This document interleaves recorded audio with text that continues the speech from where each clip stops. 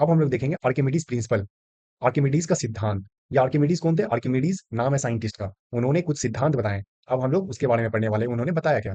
सबसे पहले तू गौर करेगा ब्रो, अगर तू गंगा जी गया होगा या फिर कोई भी नदी गया होगा, ठीक है, तो उसमें जब से तू पानी के अंदर घुसता है तो तू अपने आप को हल्का महसूस करता है, समझ गया। या फिर कोई भी वस्तु को तू पानी के अंदर लेके जाता है तो हल्का लगता है, लेकिन जैसे ही पानी से बाहर निकालता है तो वो भारी लगता है तेरे को। ऐसा क्यों होता है? ऐसा इसलिए होता है क्योंकि पानी ऊपर की ओर एक फोर्स लगाता है जिसको हम लोग की बॉयंसी फोर्स बोलते हैं, उत्प्लावन बल, ठीक है।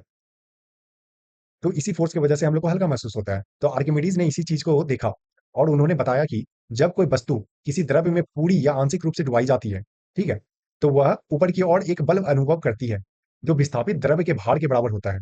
तो उनके कहने का मतलब ये था ब्रो, अगर तू कोई भी वस्तु को पानी के अंदर डुबाता है, तो यहाँ पे अपने पास एक बाल्टी है जिसके अंदर पानी पूरा भरा हुआ है, ठीक। अब हम लोग इसके अंदर एक वस्तु डुबाते हैं, मान लेते हैं एग्जाम्पल में एक बॉल को डुबाते हैं, ठीक। तो होगा क्या? पानी नीचे गिरेगा, समझ गया।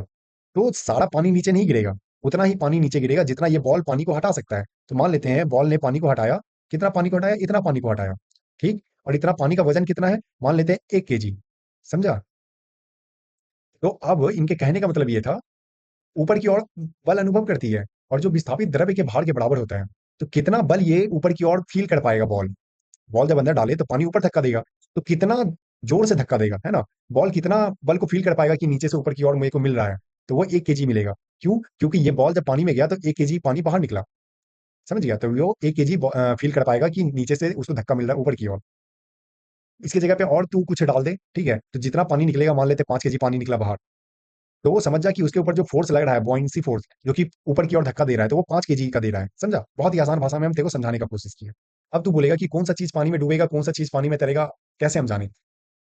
तो समझ जा कि अगर बॉयंसी फोर्स, समझा, किसी भी वस्तु के वजन से ज्यादा हुआ तो वो उस चीज को ऊपर तैराएगा, फ्लोट करेगा, समझ गया। अगर बॉयंसी फोर्स कम है उस वस्तु के वजन से तो वो क्या होगा? डूब जाएगा, जैसे पत्थर हो गया, है ना। और तैरता कौन है? जैसे नाव हो गया। उसके बाद कौन सा चीज ना ही डूबेगा ना ही तैरेगा? तो वो तब होता है जब बॉयंसी फोर्स, उत्प्लावन बल, उसके वजन के बराबर हो, समझ गया। तो वो क्या होता है? बीच में रहता है। अब हम तेरे को सबसे बड़ा डाउट क्लियर कराते हैं कि एक लोहा क्यों डूब जाता है जबकि लोहे का बना हुआ जहाज क्यों नहीं डूबता है, समझा। तो हम लोग एक साइड ले लेते हैं लोहे का गेंद, ठीक, ये पूरा एकदम लोहे का बना हुआ है, समझ गया। और दूसरा ले लेते हैं लोहे का जहाज, ये जहाज जो बना हुआ है लोहे का बना हुआ है। तो ये डूबेगा क्यों नहीं? तो ऐसा इसलिए होता है, इसके अंदर सिर्फ लोहा भरा हुआ है, ठीक है।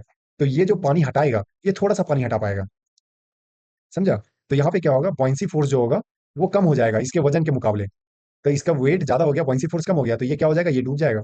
अब यहाँ पे जो ये जहाज है अपने पास, तो यहाँ क्या होता है? जहाज का अंदर खाली होता है, खोखला होता है, तू देखा होगा, समझ गया ना। तो इसमें बहुत सारा हवा भरा हुआ होता है और इसका जो एरिया होता है ये ज्यादा बड़ा होता है, समझा ना। तो ये क्या करता है? बॉयंसी फोर्स इसके एरिया पे जो लग रहा है, ये ज्यादा लग रहा है, समझा, इसके वजन के मुकाबले। तो क्या होता है? ये नाव तैरती है, समझ गया। और नाव का शेप इसी तरह से डिजाइन किया जाता है ब्रो, ताकि वो ज्यादा पानी को हटा सके, ठीक है, और ज्यादा बॉयंसी फोर्स उसके एरिया पे लग सके। तो आई होप तू यहाँ तक समझ पाया हो हम जो तेरे को बता रहे हैं, ठीक है। अगर तू नहीं समझ पाया तो कमेंट में पूछ ले।